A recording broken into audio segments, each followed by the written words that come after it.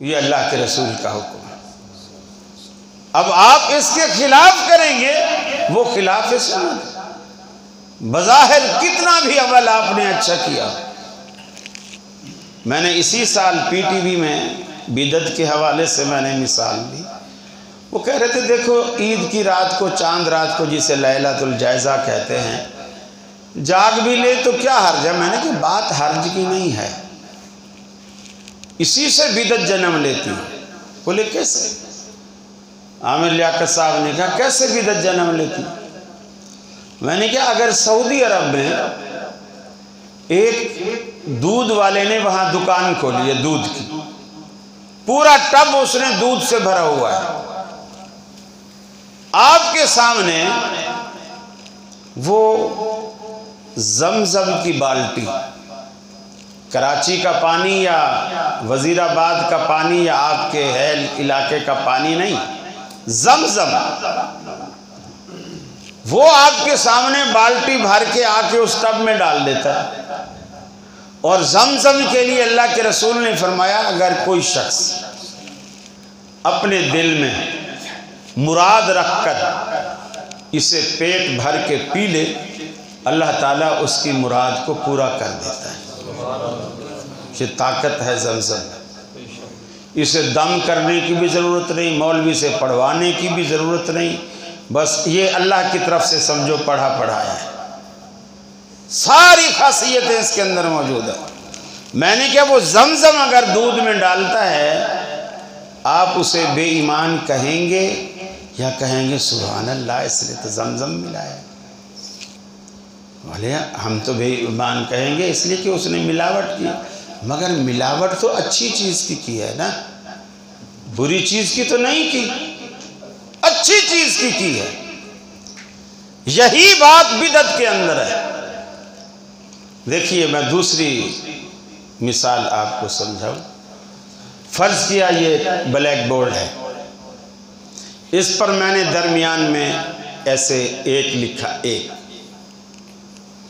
اس کے بائیں طرف ایک صفر لگا دیا۔ آپ اپنا بایاں دیکھیں، یہ بورڈ ہے، اس کے بیچ میں میں نے ایک لکھا، اس کے بائیں طرف میں نے صفر لگا دی۔ اب یہ کیا پڑھا جائے گا؟ ایک، 10 تو نہیں پڑھا جائے گا۔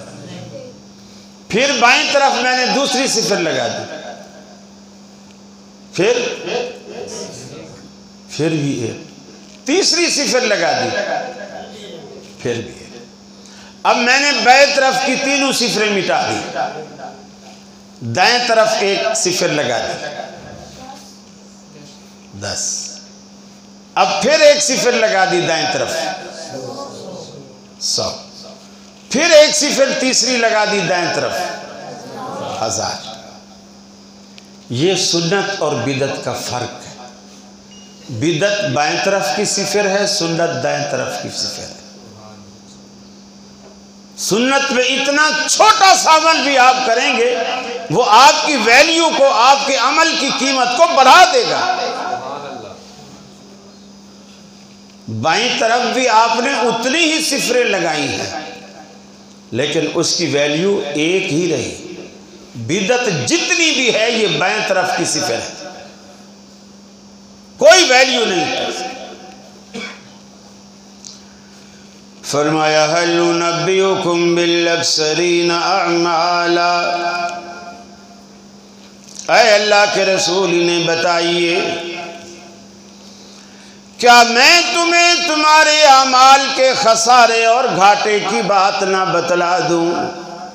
الذین ضل سعیہم فی الحیاۃ الدنیا وہم یحسبون انہم یحسنون صنعا، ہم نے دنیا میں ان کے سارے عمل برباد کر دیے، غارت کر دیے، کچھ بھی نہ بچا، اور وہ یہ سمجھتے رہے انہم یحسنون صنعا، ہم تو بڑا اچھا کر رہے ہیں، ہم تو قرآن پڑھ رہے ہیں، ہم تو اذان سے پہلے اذان کے بعد درود تاج پڑھ رہے ہیں، کسی کو گالیاں تو نہیں دے رہے۔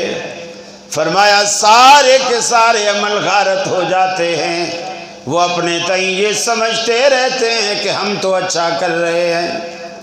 اولئک الذین کفروا بآیات ربہم ولقائہ، یہی بدبخت ہیں جنہوں نے اللہ رب العالمین کی نشانیوں کا، اللہ کی آیات کا انکار کیا، اللہ کی ملاقات کا، روز آخرت کا بھی انکار کیا۔ فلا نقیم لہم یوم القیامت وزنا، ہم قیامت کے دن ان کے لیے کوئی ترازو، کوئی میزان قائم نہیں کریں گے۔ رمضان ہو، غیر رمضان ہو، کوئی بھی معاملہ ہو، دلیل ان کو نہیں چاہیے۔ عقلی طور پر مجھے ایک جگہ سندھ میں ہم تھے، ایک صاحب کہنے لگے یہ رمضان کی تراویح کی بات تھی، میں نے کہا تم 20 پڑھتے ہو، خلاف سنت ہے، ہم 8 پڑھتے ہیں۔ کہنے لگا قاری صاحب ایک بات بتا، اگر میں آپ کے آگے 2 لفافے رکھ دوں پیسوں کے، ایک ریڈ لفافہ ہے، ایک گرین لفافہ ہے، اور اوپر آپ کو یہ بھی لکھ کے بتا دوں کہ جو ریڈ ہے اس کے اندر 20,000 ہیں اور جو گرین ہے اس کے اندر 8,000 ہیں، اور آپ کو اختیار دے دوں کہ آپ جس بھی لفافے کو، چاہے 20 والے کو اٹھا لو، چاہے 8 والے کو اٹھا لو، جس کو بھی اٹھا لو وہ آپ کا ہوا، تو آپ ایمانداری سے بتاؤ کون سے والا اٹھاؤ گے، 20,000 والا یا 8,000 والا؟ کیا جواب ہونا چاہیے اس کا؟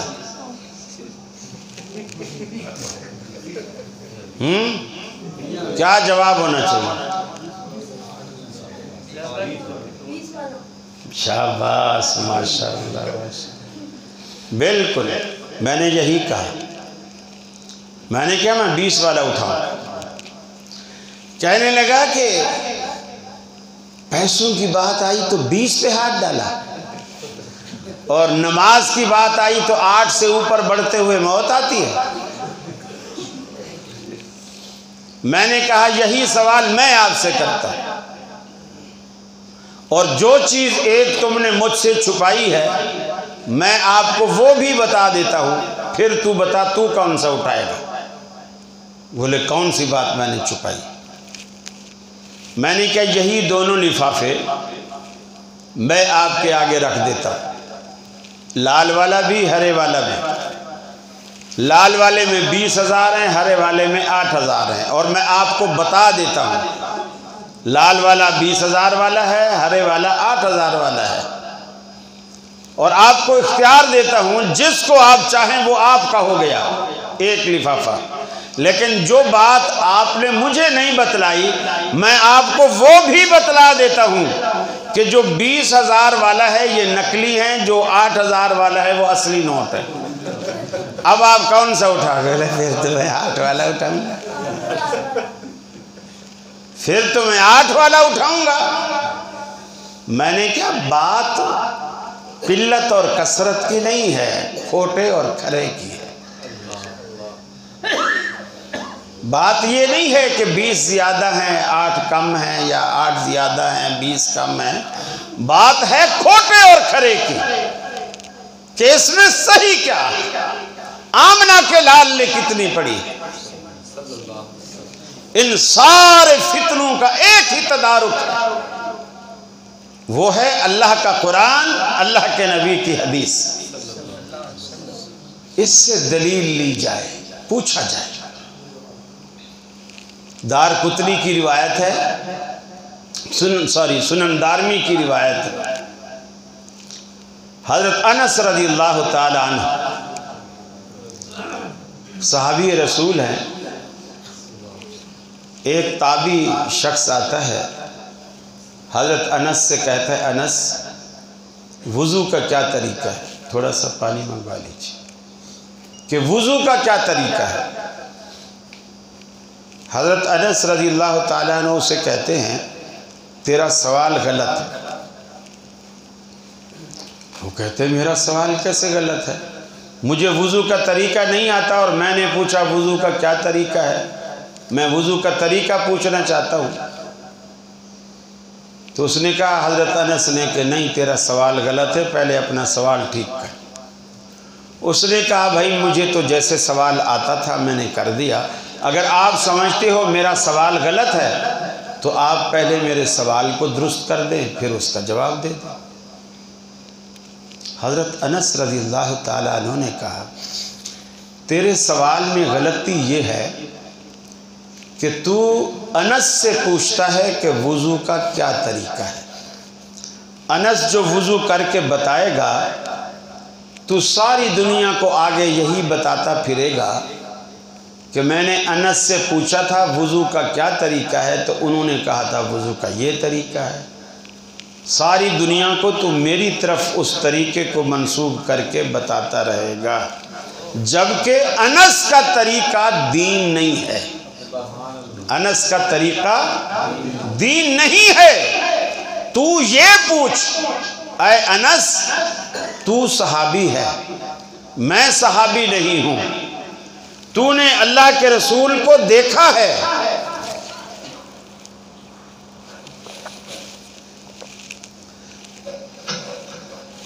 تو نے اللہ کے رسول کو دیکھا ہے اور میں نے نہیں دیکھا ہے، تو مجھے یہ بتا اللہ کے رسول وضو کیسے کیا کرتے تھے۔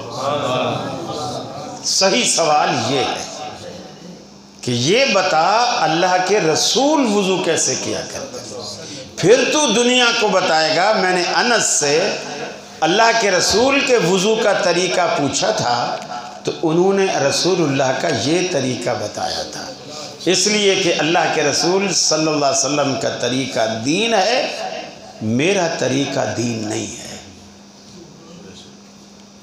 جن دنوں حضرت معاویہ رضی اللہ تعالی عنہ، حضرت علی رضی اللہ تعالی عنہ کا، حضرت عائشہ صدیقہ رضی اللہ تعالی عنہ کا اختلاف ہوا جنگ جمل جنگ صفین کے حوالے سے، ان اختلافات میں صحابہ کرام بھی تھوڑے تقسیم ہو گئے۔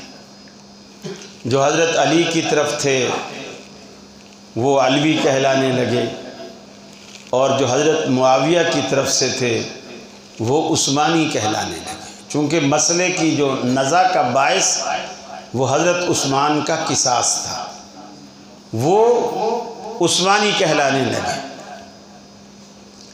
حضرت ابن عباس رضی اللہ تعالی عنہ کے پاس ایک شخص آیا اور اس نے پوچھا اے عباس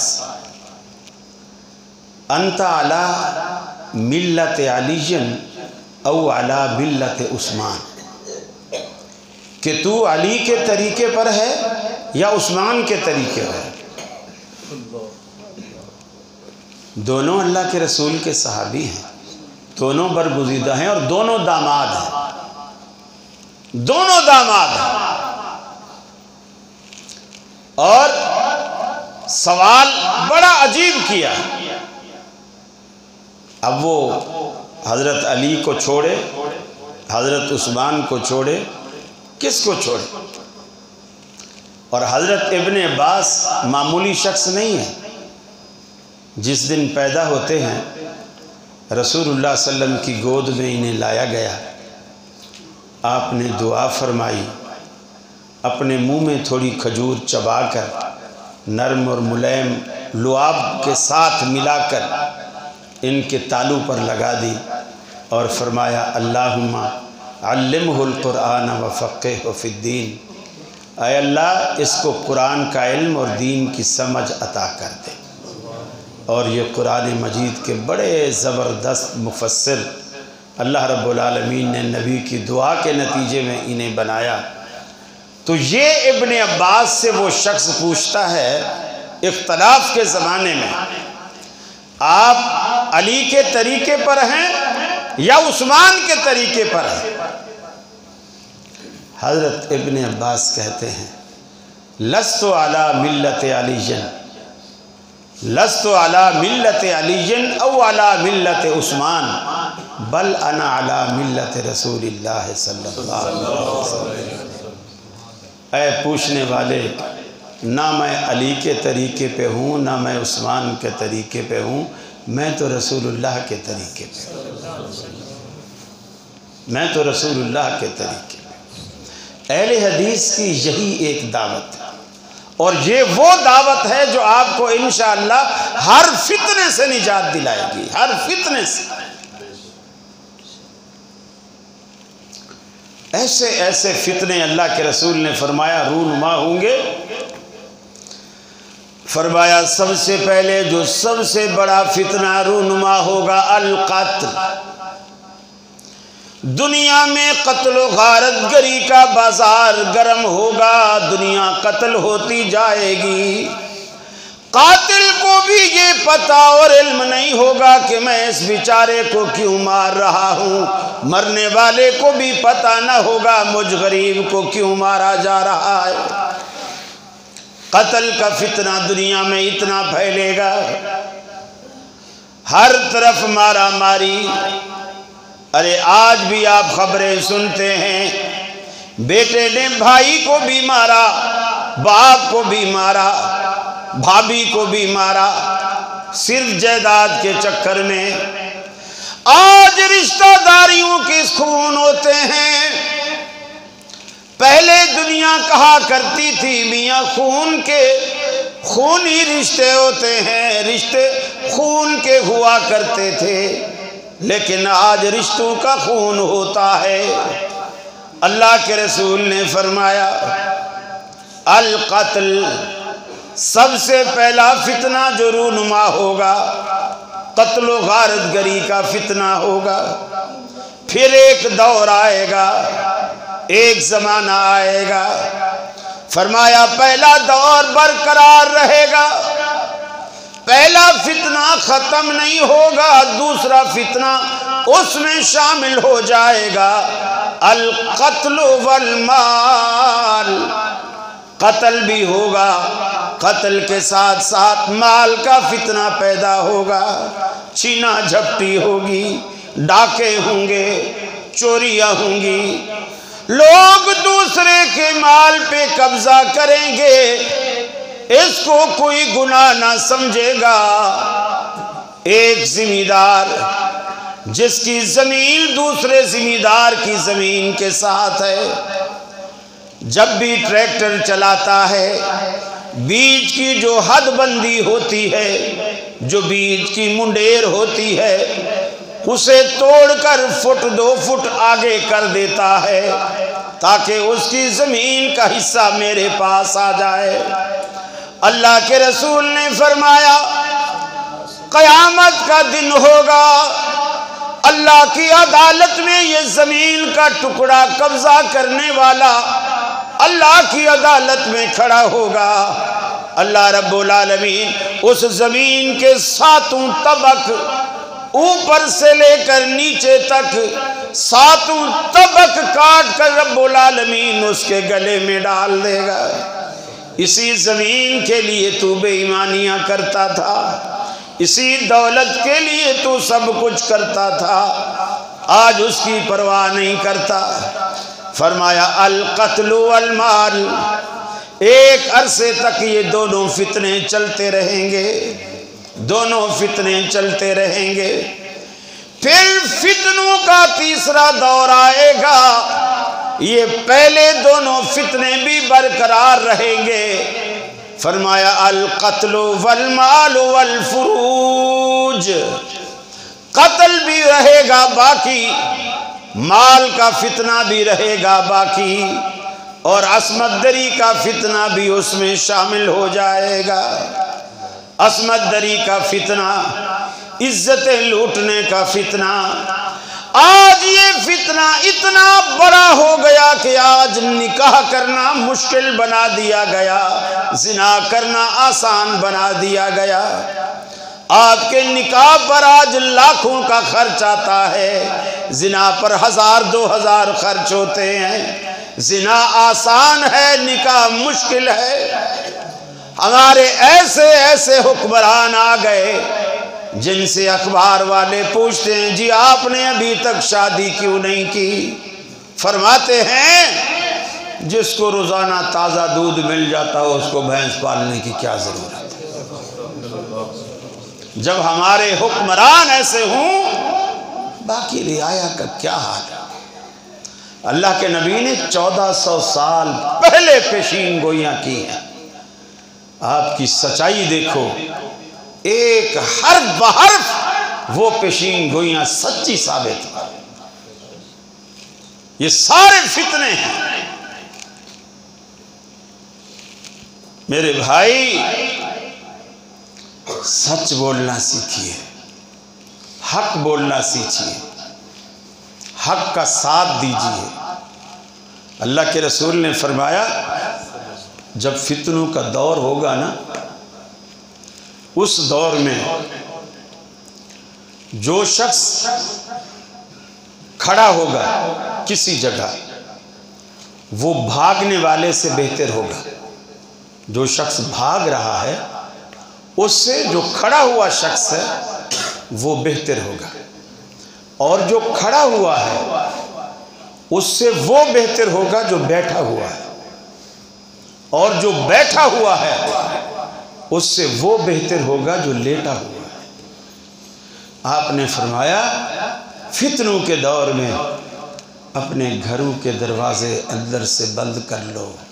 فتنوں میں جھانکنے کی بھی کوشش نہ کرنا، ورنہ یہ فتنے تمہیں اپنے اندر اچک لیں گے. جیسے ہم تماشا دیکھنے جاتے ہیں نا، کہ کہیں بھی کوئی ہلا گلا کچھ ہو جائے، لڑکے فوراً بھاگتے، دیکھو کیا ہو گیا کیا ہو گیا، اور پتہ چلا وہاں فائرنگ ہوئی. جو لڑ رہے تھے ان میں سے کوئی نہیں مرا، جو تماشا دیکھنے آئے تھے ان میں سے مر گئے. اسی لیے اللہ کے رسول نے فرمایا فتنے میں جھانکنے کی بھی کوشش نہ کرو، ورنہ وہ تمہیں اچک لے گا. کراچی میں جس دن پہلی دفعہ بے نظیر باہر سے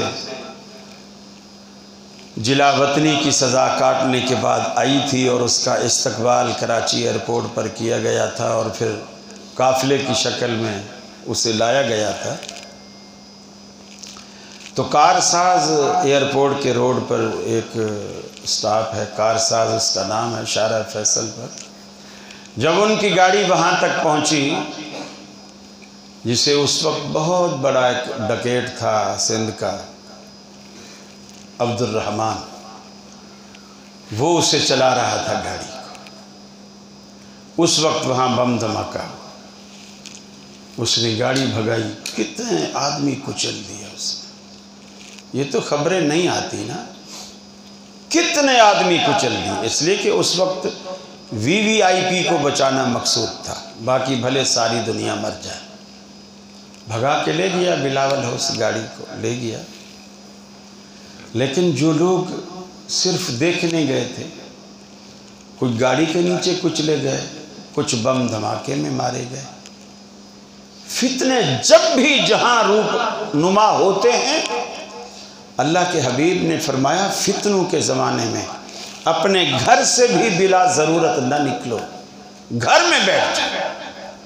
جب تک تمہیں ضروری کام نہ پڑے تب تک گھر سے باہر نہ نکلو.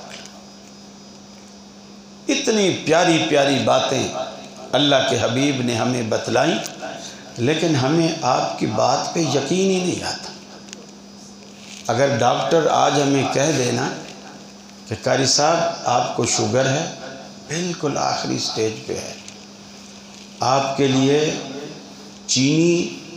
چینی کی بنی ہوئی چیز یہ زہر ہے، اللہ کی قسم ہم ساری زندگی پھیکی چائے پہ گزارا کرتے ہیں، چینی کو ہاتھ نہیں لگاتے. ڈاکٹر کی بات پہ اتنا یقین ہے. اور اللہ کے سچے پیغمبر نے جو خبریں دی ہیں کہ تم اگر یہ حرام کھاؤ گے تو دوزخ میں جاؤ گے، ہمیں یقین آتا ہے؟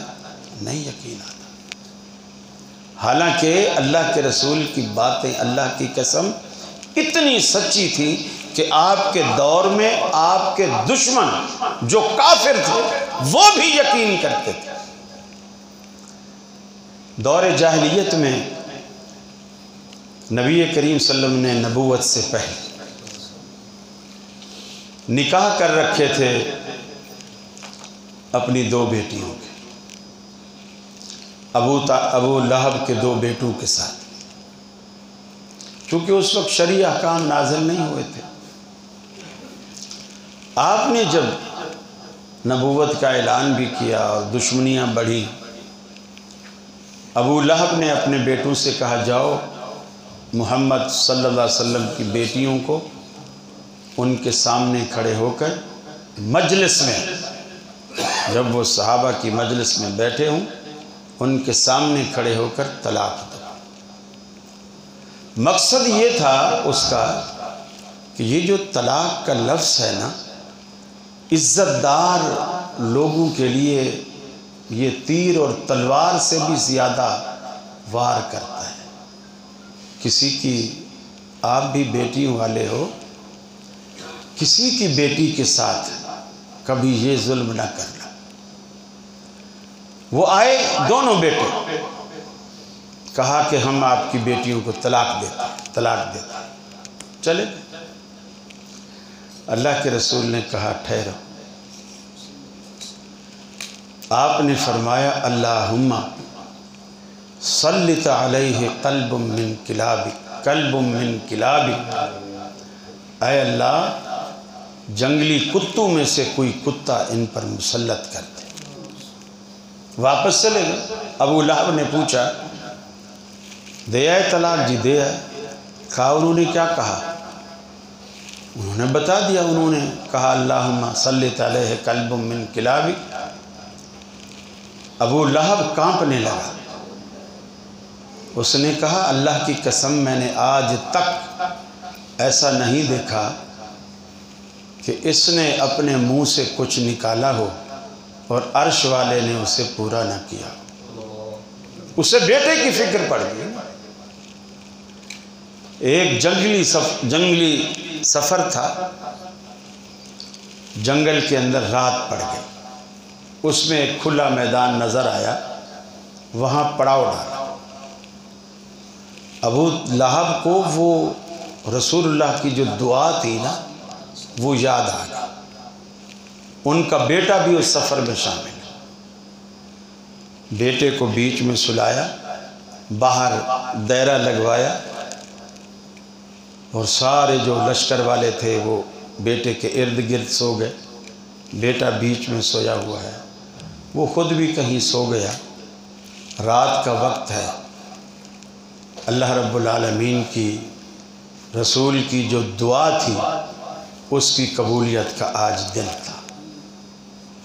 جنگل سے ایک شیر نکلتا ہے، شیر آتا ہے، کسی کو کچھ نہیں کہتا، ایک جست لگاتا ہے، اس دائرے کے سینٹر میں جہاں اس کا بیٹا لیٹا ہوا ہے وہاں تک چھلانگ لگاتا ہے، اور لوگوں کی آنکھ اس وقت کھلتی ہے جب چیڑ پھاڑ کے اس کی دھجیاں اڑا چکا تھا۔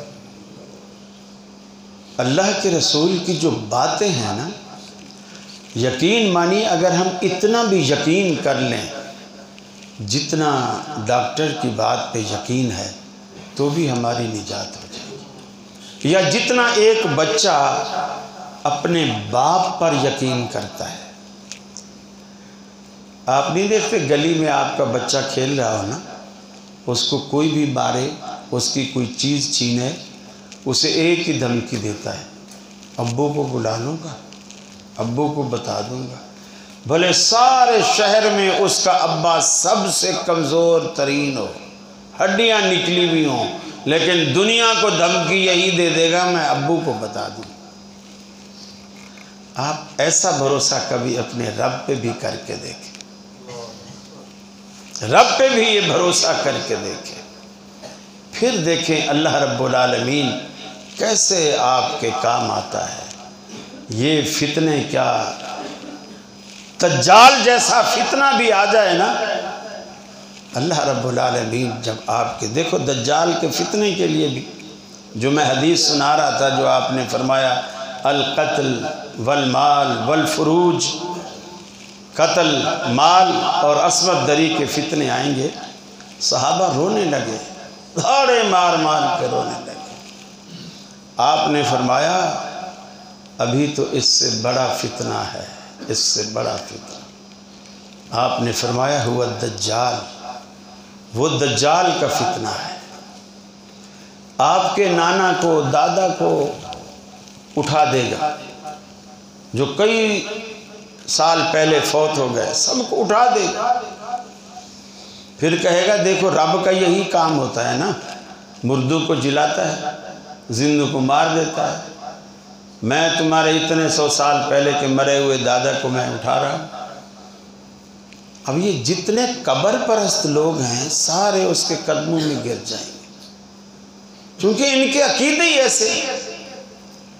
ایک وہابی تو ہیں جن کو یقین نہیں آتا، یہ قصے سناتے ہم ہنستے رہتے ہیں کہ کیسا بے وقوف آدمی ہے، اور لوگوں نے نصابوں میں کتابوں میں لکھی ہوئی یہ باتیں کہ ایک بندہ درود زیادہ پڑھتا تھا، نبی پاک کے روضے پر گیا، اللہ کے رسول نے ایک بندے کے خواب میں آ کر اسے بتایا کہ اس بندے کو میرے روضے پر نہیں آنے دینا۔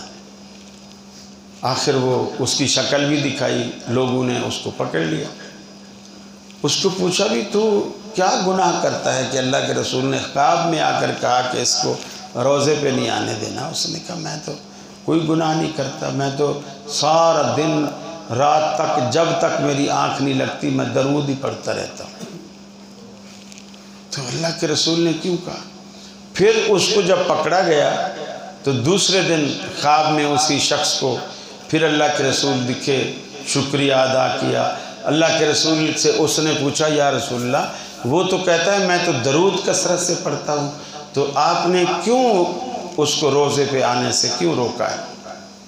تو اللہ کے رسول نے بتایا اصل میں درود کثرت سے پڑھتا تھا، اگر یہ میرے روزے پہ آ جاتا نا تو مجھے مجبور کر دیتا کہ میں روزے سے باہر ہاتھ نکال کے اس سے مسافہ کروں، تو میں اس سے بچنے کے لیے کہا کہ اس کو پہلے ہی پکڑ لو تاکہ نہ یہ روزے پہ آئے نہ مجھے باہر ہاتھ نکالنا پڑے۔ عجیب عجیب کہانیاں ہیں جو لوگوں کو گمراہ کرنے کے لیے لوگوں نے گھر رکھی ہے۔ میرے بھائیوں، وقت میرا خیال ہے کافی ہو گیا ہے، باتیں بھی میں نے محبت سے کافی آپ سے کر لی ہیں۔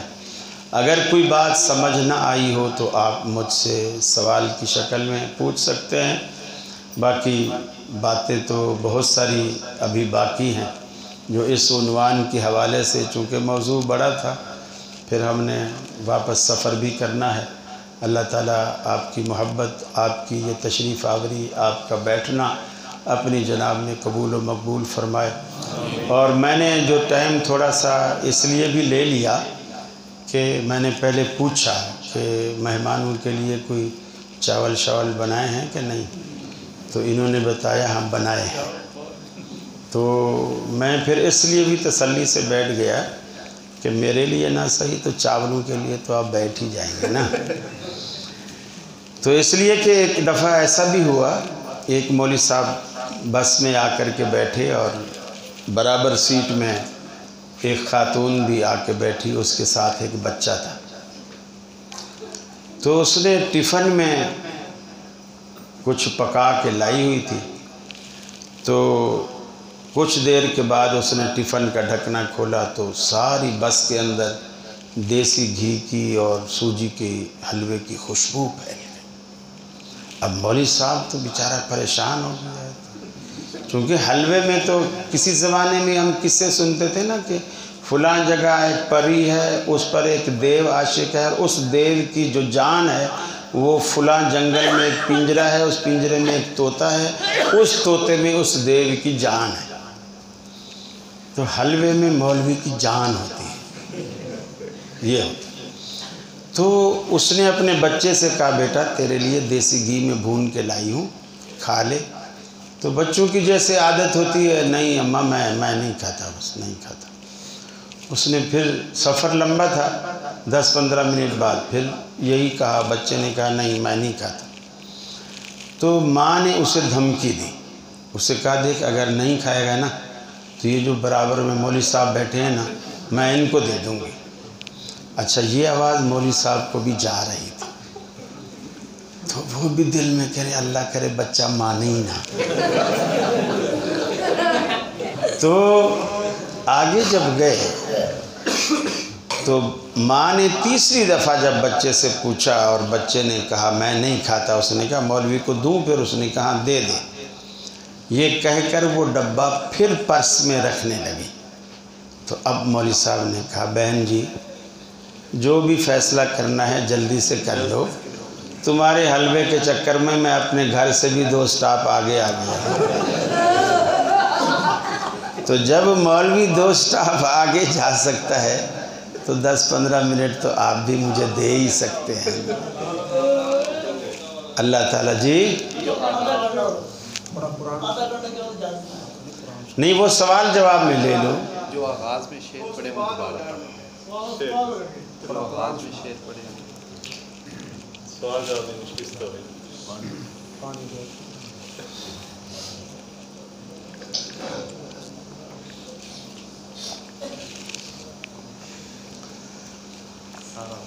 پروردگار عالم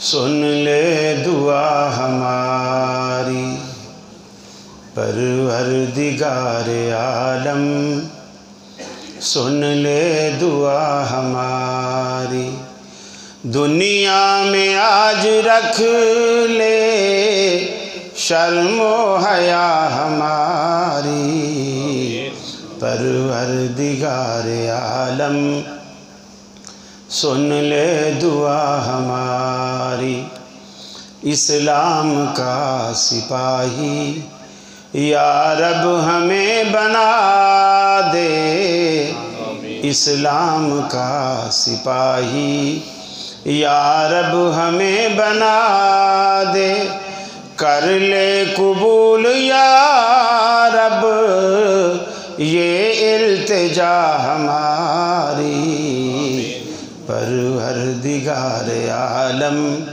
سن لے دعا ہماری، تعلیم دین کا شیدا ہو جائے ہر مسلمان، تعلیم دین کا شیدا ہو جائے ہر مسلمان، تجھ سے صدا رہی ہے یہ التجا ہماری، پروردگار عالم سن لے دعا ہماری۔ بس وہ تو ریکارڈ ہو گئے نا، اس کو دہرانے سے کیا فائدہ، آغاز والی سب ریکارڈ ہے، اس کو سنو۔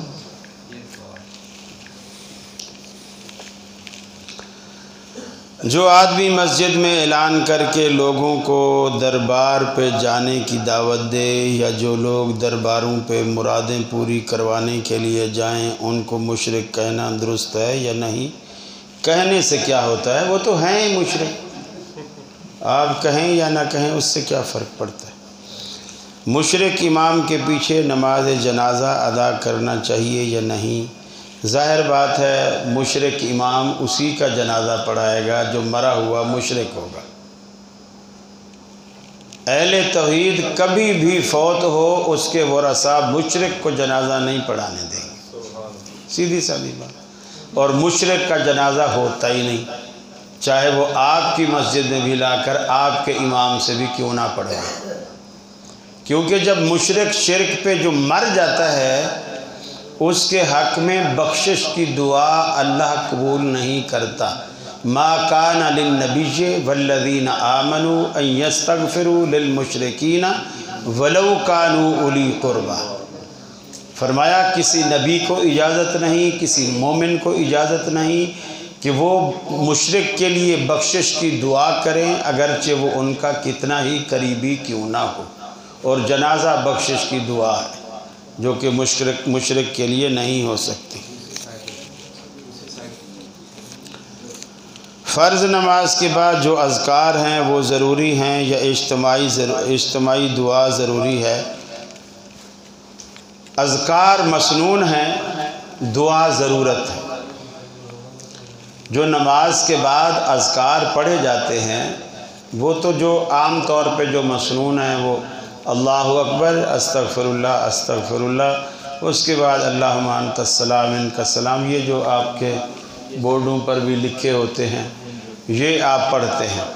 اس کے بعد اگر امام دعا مانگتا ہے اور آپ کو ضرورت نہیں ہے، امام کو ضرورت ہے، آپ کو ضرورت نہیں ہے، کوئی بات نہیں، آپ نہ مانگیں، امام اکیلا لگا رہے۔ اس لیے اللہ تعالیٰ نے جو آپ کی جو ضرورتیں ہیں اور مقتدیوں کی جو ضرورتیں ہیں، جو میری جو ضرورت ہے، آپ کی جو ضرورت ہے، وہ سب الگ الگ ہے۔ اللہ نے سلام کے بعد آپ کو آزاد کر دیا ہے، آپ امام کے اب پابند نہیں ہیں۔ اور اگر آج امام کی ضرورت نہیں ہے، وہ سلام پھیر کے جانا چاہتا ہے اور آپ کا دل چاہ رہا ہے مانگنے کو، آپ بیٹھ کے مانگتے رہیں۔ دعا جو ہے وہ ایک ضرورت ہے۔ مولانا اسماعیل سلفی رحمۃ اللہ علیہ وہ اکثر ہر نماز کے بعد دعا کے لیے ہاتھ اٹھاتے تھے، ہر نماز کا۔ اسی طرح جیسے آج میرے پاس سوال آیا، کسی نوجوان اہل حدیث نے کھڑے ہو کر کہا کہ سلفی صاحب آپ ہر نماز میں دعا مانگتے ہیں، فلانی مسجد والے فلانی مسجد والے وہ تو کوئی دعا نہیں مانگتے فرضوں کے بعد۔ تو انہوں نے ہنستے ہوئے کہا بیٹا ہو سکتا ہے ان کی ساری ضرورتیں پوری ہو گئی ہوں، میری تو ابھی بہت ساری ضرورتیں باقی ہیں، میں اس لیے مانگتا ہوں۔ تو دعا کو آپ ضرورت سمجھ کے مانگیں، جب بھی آپ کو ضرورت ہو، فرضوں سے پہلے ضرورت ہو، فرضوں کے بعد ضرورت ہو، اور گھر جا کر ضرورت ہو، رات کو ضرورت ہو، اٹھتے کے ساتھ ضرورت ہو، جب بھی ضرورت ہو، اجیب دعوت الداع اذا دعان، کوئی وقت مقرر نہیں۔ اللہ نے کہا میں دعا کو قبول کرتا ہوں جب بھی کوئی پکارنے والا مجھے پکارے۔ تو آپ اللہ کو پکار کے تو دیکھیں نا، آپ تو بس اس چکر میں پڑے ہوئے ہیں کہ مولوی نے کیوں مانگی تو اس نے کیوں مانگی تو اس نے کیوں مانگی۔ آپ کا دل نہیں کرتا نہ مانگے، کوئی بات نہیں، مجھے تو مانگنے دینا، چاہے وہ نماز جمعہ ہو یا دوسری کوئی فرضی نماز، ایک ہی بات ہے۔ دیکھو نماز جمعہ میں اللہ کے رسول خطبہ دے رہے تھے، بخاری شریف کی روایت، اللہ کے رسول خطبہ دے رہے ہیں، ایک شخص آتا ہے، وہ ابھی مسجد میں خطبے کے دوران داخل ہوا اور اس نے وہیں سے اللہ کے رسول صلی اللہ علیہ وسلم سے درخواست کرنی شروع کر دی، یا رسول اللہ ہم تباہ ہو گئے، ہم برباد ہو گئے، ہماری چراگاہیں خشک ہو گئی، ہمارے جانور مر رہے ہیں، ہمارے بچے مر رہے ہیں، ہمارے پینے کے پانی کے حوض ختم ہو گئی ہے، اللہ سے کہو اللہ بارش برسائے۔ اللہ کے رسول نے خطبے کو روک دیا اور اسی وقت منبر پہ کھڑے کھڑے ہاتھ اٹھا دی۔ سارے صحابہ نے جو اس وقت مسجد میں موجود تھے سب نے ہاتھ اٹھائے، آپ نے بارش کی دعا کی۔ خطبے کے دوران پتہ نہیں کہاں بادل تھے، اللہ تعالیٰ نے آنن فانن مدینے میں جل تھل کر دیا، وہ بارش برسی۔ جمعہ، ہفتہ، اتوار، سوار، منگل، بدھ، جمعرات، پھر جمعہ، اللہ کے رسول اسی طرح منبر پہ کھڑے ہیں، بارش برس رہی، پورا ہفتہ برسا۔ وہی شخص یا کوئی اور شخص، لیکن اس کا جو انداز گفتگو تھا وہ بالکل پہلے جیسا تھا۔ اس شخص نے کہا یا رسول اللہ ہم برباد ہو گئے، ہم تباہ ہو گئے، ہمارے مکان گر گئے، راستے بند ہو گئے، ہماری تو چراگاہیں بھی ڈوب گئیں، سب کچھ برباد ہو گیا۔ اللہ سے کہو اللہ تعالیٰ اس بارش کو روک دے۔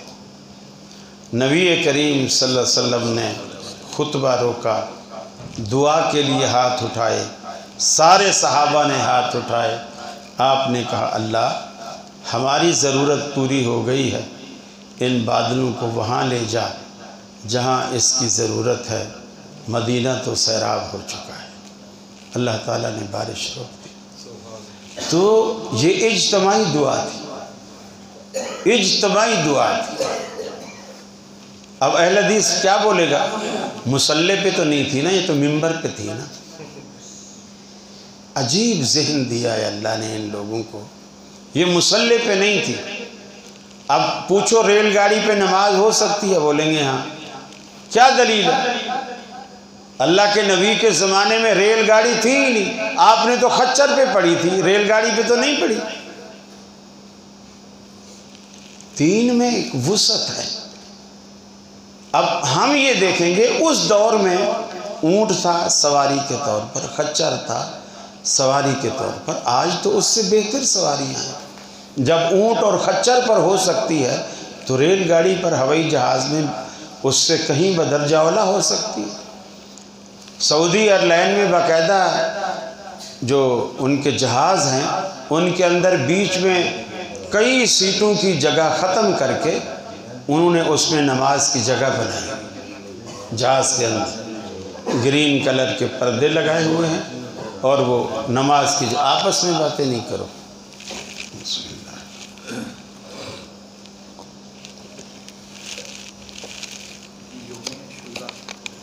10 محرم ہے یا 9 کا روزہ 9 کا ہوگا یا 10 کا ہوگا، اس کی وضاحت۔ دیکھیے بھی یہ بھی کوئی پریشانی کی بات ہے کہ روزہ 9 کا ہوگا یا 10 کا ہوگا۔ یہ تو بالکل ایسا سوال ہے کہ میں جمعہ منگل کو پڑھوں یا جمعے کو پڑھوں، یہ بالکل ایسا سوال ہے کہ اصل جو فضیلت ہے وہ کس دن کی ہے؟ 9 کی ہے یا 10 کی ہے؟ 10 کی ہے۔ اور اللہ کے رسول نے بھی فرمایا صوموا یوم عاشورا وخالف الیہود، عاشورہ کا روزہ رکھو اور یہود کی مخالفت بھی کرو۔ فضیلت تو 10 کی ہے، 9 کی تو کوئی فضیلت ہی نہیں۔ 9 کا روزہ اللہ کے رسول نے یہود کی مخالفت میں رکھوایا، وہ بھی مدینے جا کر۔ مکے میں اللہ کے رسول ایک رکھتے تھے، ایک رکھتے تھے، اور آپ سے پہلے مشرکین مکہ بھی رکھتے تھے، لیکن اس کی وجہ ہمیں معلوم نہیں کہ مشرکین مکہ کیوں رکھتے تھے۔ اور اللہ کے رسول کو بھی اس وجہ کا پتہ تب چلا جب آپ مدینے گئے، وہاں یہودی رکھتے تھے، وہاں یہودی رکھتے تھے۔ یہودیوں سے پوچھا کہ تم لوگ کیوں رکھتے ہو روزہ؟ بولے اس دن اللہ تعالیٰ نے موسیٰ علیہ السلام کو فرعون سے نجات دی تھی، فرعونی غرق ہوئے تھے، موسیٰ علیہ السلام کو اللہ نے آزادی نصیب کی تھی، تو ہم اس دن روزہ رکھتے ہیں۔ آپ نے فرمایا میں تم سے زیادہ موسیٰ کے قریب ہوں علیہ السلام۔ پھر صحابہ سے کہا اگر اگلے سال میں زندہ رہا تو میں اس کے ساتھ ایک روزہ اور ملاؤں گا، لیکن اگلے سال اللہ نے موقع نہیں دیا۔ تو اب صحابہ کو بتا دیا صوموا یوم عاشورا۔ موسیٰ علیہ السلام کو آزادی 9 محرم کو نہیں ملی، 10 کو ملی، فضیلت بھی 10 کی ہے۔ اب 10 کی فضیلت کو چھوڑ کر آپ روزہ صرف 9 کا رکھیں تو کوئی تک ہی نہیں بنتی ہے، کوئی تک ہی نہیں بنتی۔ یہ بالکل ایسے ہے جیسے آپ جمعے کو جمعرات کو پڑھ لیں کہ فضیلت چونکہ جمعے کی ہے لہٰذا میں جمعرات۔ ہاں یہودی ایک روزہ رکھتے ہیں، آپ 2 رکھیں، یا 9 کا 10 کے ساتھ ملا دیں، یا بعد والا 11 کا 10 کے ساتھ ملا دیں۔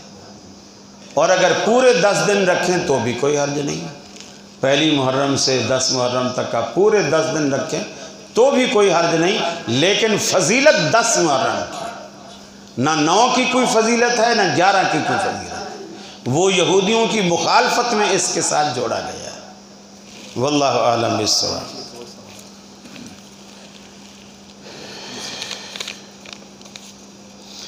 دینی پروگرام کی ویڈیو بنا سکتے ہیں تو اب آپ بنا بیٹھے ہیں، اب مجھ سے پوچھ رہے ہیں بے تکے سوال۔ اب اگر میں کہوں ناجائز ہے تو آپ یہ کیمرہ توڑ دیں گے؟ نہیں ویسے، یا یہ ویڈیو ڈیلیٹ کریں گے؟ جو اس سے پہلے کری ہوئی ہیں وہ پہلے ان کو پکا کرو، پہلے میں مسئلہ بتاتا ہوں۔ عمل کرنا نہیں، ویسے خام کا شوشہ چھوڑنا۔ داڑھی کو رنگ کرنا چاہیے یا نہیں؟ اگر پورے بال سفید ہیں رنگنا چاہیے، لیکن کالے کے سوا۔ کالے کو چھوڑ کر اگر پورے بال سفید ہیں تو کالے کو چھوڑ کر باقی ہر رنگ کر سکتے ہیں، نیلا، پیلا، سرمئی، کوئی بھی رنگ آپ کو اچھا لگے۔ اور ایسا بھی ہو سکتا ہے جس دن آپ ہرے کپڑے پہنے داڑھی ہری کر دیں، جس دن نیلے کپڑے پہنے داڑھی نیلی کر دیں، چونکہ آپ نے فرمایا غیرو، سفید بالوں کو رنگو، الا السودا، سوائے کالے کے، بس۔ سجدہ شکر کیا عصر اور فجر کی نماز کے بعد کر سکتے ہیں؟ صرف نماز نہیں پڑھ سکتے، نفلی سجدہ نماز نہیں ہے، اکیلا سجدہ نماز نہیں ہے، صرف نفلی نماز نہیں پڑھ سکتے، فرض نماز بھی پڑھ سکتے، فجر کے بعد بھی، عصر کے بعد بھی، جو ضروری نماز ہے وہ آپ پڑھ سکتے ہیں، صرف نفل نہیں پڑھ سکتے۔ سر اس سے ریلیٹڈ ایک سوال ہے، جی، اگر آپ طواف کرتے ہیں عصر کے بعد تو طواف کے نفل کیا پڑھ سکتے ہیں؟ جی ہاں، طواف کے نفل آپ پڑھ سکتے نہیں، وہ تو پڑھنے پڑیں گے، ورنہ آپ کا طواف اور حرم میں یہ اوقات ممنوعہ بھی نہیں ہے، وہاں زوال بھی نہیں ہے، آپ زوال کے ٹائم پہ بھی آپ کا طواف مکمل ہوا ہے، آپ نفل پڑھیں۔ اصل میں قاری صاحب وہاں پہ نا یہ ہماری کچھ ساتھی ہیں، انہوں نے بہت دعائیں دے رکھی ہے کہ عصر کے بعد حرم میں نفل نہیں پڑھ سکتے طواف کے، یہ میں نے خود دیکھا ہے۔ چلو ان کو اللہ توفیق دے، ہدایت کی دعائیں مانگی۔ ہاں بے شک بے شک۔ با جماعت نماز ہو رہی ہو تو ساتھ میں اکیلے نماز پڑھ سکتے ہیں؟ اگر تو وہ نماز پڑھنے والا وہ فرض نماز پڑھ چکا ہے، یعنی جیسے ایک جماعت ہو گئی، ہم نے اس جماعت میں وہ نماز پڑھ لی، بعد میں کوئی 2-4 نمازی ساتھی آئے اور یہ کسی کا موبائل گج گجی کر رہا ہے، کیا مصیبت ہے، تو بعد میں کوئی ساتھی آئے وہ آپس میں جماعت کروا رہے ہیں اور ہم وہاں سنتے پڑھ رہے ہیں، تو اب وہ رکاوٹ نہیں ہے۔ منع یہ ہے اذا اقیمت الصلاۃ لا صلاۃ الا المکتوبہ، جب فرض نماز کھڑی ہو جائے اور مجھے بھی وہ فرض پڑھنے ہیں تو اب کوئی نماز نہیں ہوتی سوائے فرضوں کے۔ جب میں فرض، یہ جیسے حنفی کیا کرتے ہیں، فجر کی جماعت ہو رہی ہوتی ہے فرضوں کی، وہ پیچھے دھڑا دھڑ سنتے پڑھ رہے ہوتے ہیں، دھڑا دھڑ سنتے، اب وہ سنتے نہیں ہوتی، سنتے ہوتی ہی نہیں، وہ چاہے دھڑا دھڑ پڑھیں، فٹافٹ پڑھیں، دیر سے پڑھیں، جیسے پڑھیں، ہوتی ہی نہیں۔ ڈیجیٹل کرنسی کے بارے میں قرآن و حدیث کی روشنی میں وضاحت فرما دیں۔ اس میں ہر وہ کرنسی جس کو آپ کا اسٹیٹ بینک تسلیم کرتا ہے اس کا استعمال، اس کا لین دین درست ہے، اور اگر اسٹیٹ بینک آپ کو اس کرنسی کو تسلیم نہیں کرتا ہے وہ سراسر دھوکہ ہے، اس میں کبھی بھی آپ کو، چونکہ پھر وہ گورنمنٹ ایکسیپٹ ہی نہیں کرے گی، جب اسٹیٹ بینک ہی ایکسیپٹ نہیں کرتا ہے تو وہ ایکسیپٹ ہی نہیں کرے گی، اور اگر گورنمنٹ کی طرف سے وہ مسلم ہے، تسلیم شدہ ہے، تو پھر ٹھیک ہے، آپ اس کو یوز کر سکتے ہیں۔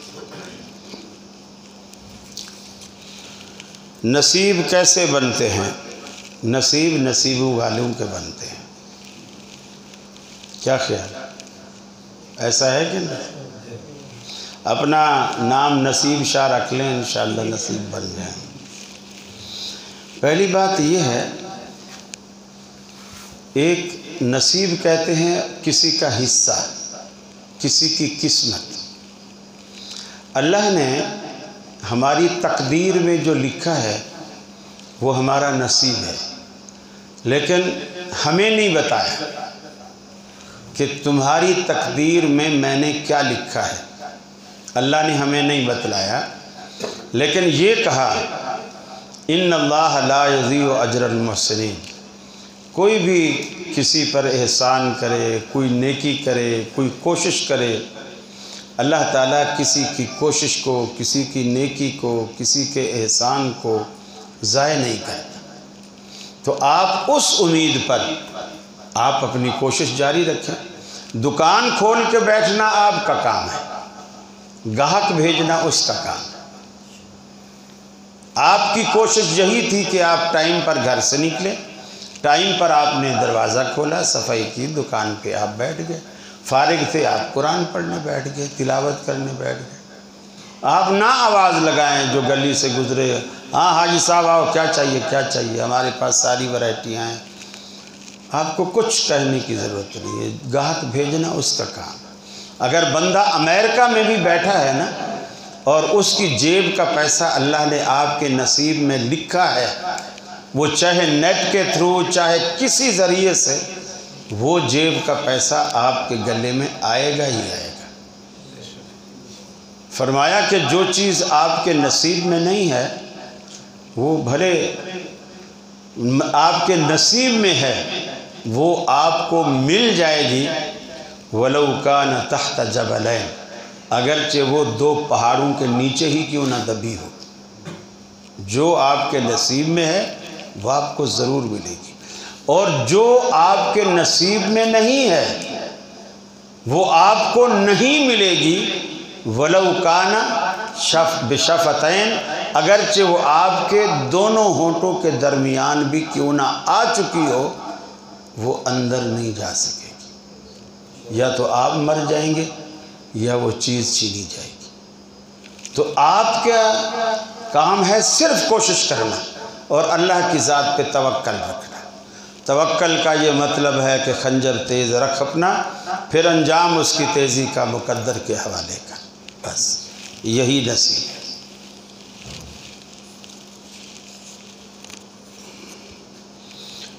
کیا نبی صلی اللہ علیہ وسلم پر جادو ہوا تھا؟ جی ہوا تھا، اور اللہ کے رسول نے یہ جو آخری 2 صورتیں ہیں یہ اسی تدارک کے لیے اللہ نے اتاری تھی، قل اعوذ برب الفلق قل اعوذ برب الناس۔ اور جبریل علیہ السلام آئے، آپ کو بتلایا کہ فلاں جگہ آپ کی کنگھی سے بال لیے گئے اور ان پر پڑھ کر دم کر کے گیٹھے لگا کے فلاں کنویں کے اندر فلاں جگہ اینٹوں کے درمیان ان کو پھنسایا گیا ہے۔ اللہ کے رسول صحابہ کو لے کے گئے اور اس جگہ سے، وہ اندھا کنواں تھا، یعنی یوز میں نہیں تھا، لوگ پانی نہیں پیتے تھے، اس کا پانی بھی بڑا گندا ہرا اور اس طرح ہو چکا تھا۔ اس کے باہر کھجوروں کے درخت بھی تھے بڑے خوفناک قسم کے۔ آپ نے وہ نکلوایا اور پھر جبریل امین نے بھی آپ پہ دم کیا، اور آپ خود بھی آخری 2 صورتیں پڑھ کر دم کرتے رہے۔ اللہ رب العالمین نے اس چیز کو ختم کیا۔ جادو کرنا حرام ہے، لیکن جادو میں اللہ نے اثر رکھا ہے۔ جیسے زہر کھانا حرام ہے، کوئی زہر کھائے گا خودکشی ہے اور یہ حرام ہے، لیکن اگر کوئی زہر کھائے گا تو زہر اپنا اثر تو کرے گی نا۔ شرعاً جادو کرنا حرام ہے، جادوگر کافر ہے، جادو کفر ہے، اس کا کرنا حرام ہے، لیکن اگر کوئی شخص یہ کفر کرتا ہے اور جس کے لیے کرتا ہے تو اس پر اس کے اثرات مرتب ہوتے ہیں۔ اور کوئی ساتھی؟ رکوع میں جو آدمی آ کر ملتے ہیں اس کی حرکت نہیں ہوتی۔ سوال یہ ہے کہ رکوع میں اگر کوئی آ کر ملے تو کیا اس کی رکعت ہو جاتی ہے؟ رکعت نہیں ہوتی، اس لیے کہ 2 فرض ساقط ہو جاتے ہیں۔ قیام بھی فرض ہے، سورہ فاتحہ بھی فرض ہے، یہ ارکان نماز میں سے ہے۔ قیام، رکوع، 2 سجدے اور آخری قعدہ، یہ 4 ارکان ہیں نماز کے۔ یہ اگر چھوٹ جائیں تو سجدہ سہو سے بھی ادا نہیں ہوں گے جب تک وہ رکعت نہیں پڑھی جائے گی، تو اس لیے وہ رکعت شمار نہ کریں۔ بس جی قاری صاحب، ایک حدیث ہے کہ نبی پاک صلی اللہ علیہ وسلم کا فرمان ہے، اب اس کے بعد سوال نہ کیجئے گا، دعا کا حکم ملا ہے مجھے۔ جی حدیث ہے کہ نبی پاک صلی اللہ علیہ وسلم کا فرمان ہے کہ جب بھی مجھ پہ درود بھیجا جاتا ہے تو وہ فرشتے مجھ تک پہنچ جاتے ہیں اور میری روح لوٹا دی جاتی ہے اور میں اس کا جواب دیتا ہوں۔ ابو داؤد میں یہ روایت ہے، لیکن بہت سارے محدثین نے اسے صحیح نہیں کہا۔ آج حالانکہ بہت سارے علماء اس کو صحیح کہتے ہیں، لیکن یہ صحیح نہیں ہے۔ میں آپ کو تشریح رکھے میں آپ کو اتنا بتا دوں کہ صلح حدیبیہ کے موقع پر حضرت عثمان غنی رضی اللہ تعالیٰ عنہ کو اللہ کے رسول نے قاصد بنا کر بھیجا کہ بھئی ہم لڑنے کے لیے نہیں آئے ہیں، ہمیں بس بیت اللہ کا طواف کرنا ہے، عمرہ کرنا ہے، عمرہ کر کے ہم چلے جائیں گے۔ تو ان لوگوں نے حضرت عثمان کو پکڑ لیا اور پکڑ کے اپنے پاس روک لیا، حبس بے جا میں رکھا۔ اللہ کے رسول تک یہ اطلاع پہنچی کہ حضرت عثمان کو شہید کر دیا گیا، جبکہ یہ خبر غلط تھی۔ حضرت عثمان جتنے دن بھی وہاں گرفتار رہے، کیا انہوں نے نماز نہیں پڑھی ہوگی؟ کیا خیال ہے؟ اگر نماز پڑھی ہوگی تو اس میں درود نہیں پڑھا ہوگا؟ پڑھا۔ اللہ کے رسول کے پاس حضرت عثمان کا درود فرشتوں نے ایک دفعہ بھی نہیں پہنچایا، جبکہ حضرت عثمان بھی زندہ ہیں، اللہ کے رسول بھی موجود ہیں۔ اگر عثمان کا درود پہنچتا تو اللہ کے رسول کہتے یہ خبر غلط ہے، عثمان کا تو نماز کا درود مجھے دن میں 5 دفعہ آتا ہے۔ عثمان تو آپ نے بیعت لی، باقاعدہ کیکر کا ایک درخت تھا، اس کے نیچے بیٹھ کر آپ نے بیعت لی، بیعت رضوان کے نام سے جو ہے کہ عثمان کا ہم قصاص لیں گے۔ اتنی شد و مد کے ساتھ آپ نے بیعت لی، اور اللہ تعالیٰ بھی اس بیعت پر بڑا خوش ہوا صحابہ کے جذبات دیکھ کر۔ لیکن حضرت عثمان زندہ تھے، خبر غلط تھی اور درود نہیں پہنچا۔ جب آپ کی زندگی میں نہیں پہنچا تو آپ کی وفات کے بعد سوال ہی پیدا نہیں ہوتا۔ جی آپ کچھ کہنا چاہ رہے تھے؟ دعا کہنا چاہیے۔ میرا خیال ہے کسی نے بتایا چاول ٹھنڈے ہو رہے ہیں؟ ہاں جزاک اللہ۔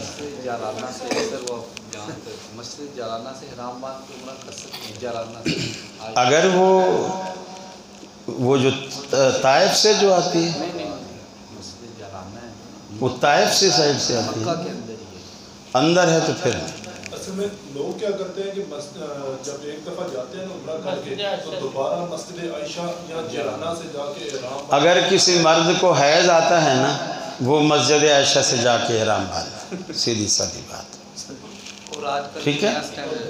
وہ اللہ کے رسول نے حضرت عائشہ کو اسی لیے اجازت دی تھی کہ وہ ان دنوں ایام مخصوصہ سے گزر رہی تھی، اور وہیں حضرت عائشہ کا خیمہ تھا جہاں آج مسجد عائشہ ہے۔ مسجد عائشہ بھی اسی نسبت سے رکھا گیا کہ یہاں حضرت عائشہ ٹھہری ہوئی تھی، اور آپ نے واپس احرام بھی وہیں سے باندھا۔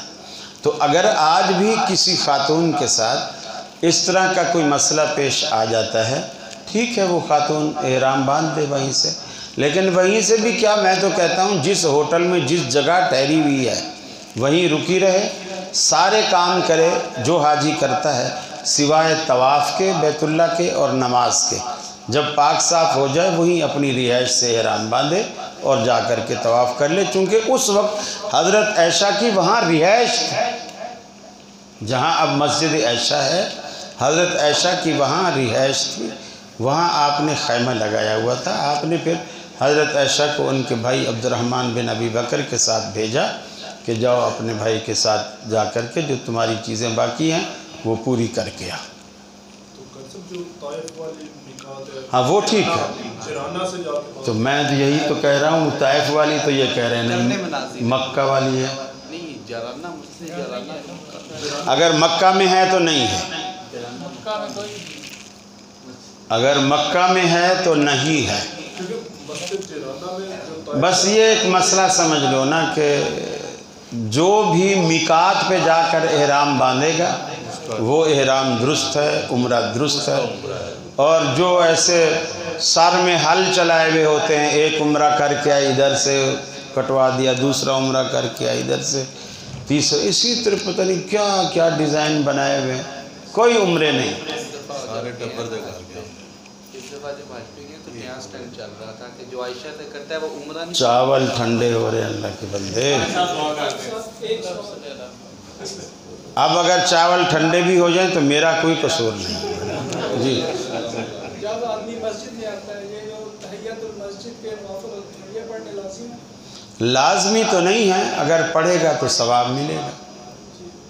جیسے پانی میں گڑ ڈالیں گے تو پانی میٹھا تو ہوگا نا، اور نہیں ڈالیں گے تو پانی اپنی حالت پہ رہے گا لیکن کڑوا نہیں ہوگا، یہ چیز ہے۔ بسم اللہ الرحمن الرحیم۔ اللہم مالک الملک تؤتی الملک من تشاء وتنزع الملک من تشاء وتعز من تشاء وتذل من تشاء بیدک الخیر انک علی کل شیء قدیر۔ اے الہ العالمین، تمام مسلمان جو تیری دربار میں اس وقت رات کی اس گھڑی میں اپنے ہاتھ پھیلائے بیٹھے ہیں، چاہے وہ مرد بوڑھے ہیں، بچے ہیں، جوان ہیں، خواتین ہیں، اللہ ان سب کی جھولیاں بھر دے، اللہ ان سب کی مرادیں پوری فرما۔ اے الہ العالمین، ہمارے فاضل دوست محترم عبدالقدیر صاحب خاموش، اللہ ان کی حفاظت فرمائے، وہ ان دنوں علیل ہیں، اللہ رب العالمین انہیں صحت یاب فرمائے، اللہ انہیں شفائے کاملہ عاجلہ نصیب فرما، اللہ انہیں شفائے کاملہ عاجلہ نصیب فرما، اور جہاں جہاں بھی مسلمان پریشان حال ہیں اللہ ان سب کی پریشانیاں دور فرما۔ اللہ ہمارا تیرے سوا کوئی حاجت روا نہیں، اللہ تو ہم سب کی حاجت روائی فرما۔ اللہ ہم تیرے سوا کسی کو مشکل کشا نہیں مانتے، اللہ ہماری مشکل کشائی فرما۔ اللہ جو مقروض ہیں ان کے قرضے اپنے فضل سے دور فرما، اللہ ہماری روزیوں میں برکت عطا فرما، اللہ ہماری روزیوں میں برکت عطا فرما، اللہ ہمیں ہمیشہ حلال کھلا حرام سے بچا، اللہ ہمیں ہمیشہ حلال کھلا حرام سے بچا۔ اے الہ العالمین، بے اولادوں کو اولاد صالح عطا فرما، جن کو تو نے اولادیں دی ہیں ان کی اولادوں کو نیک اور صالح بنا۔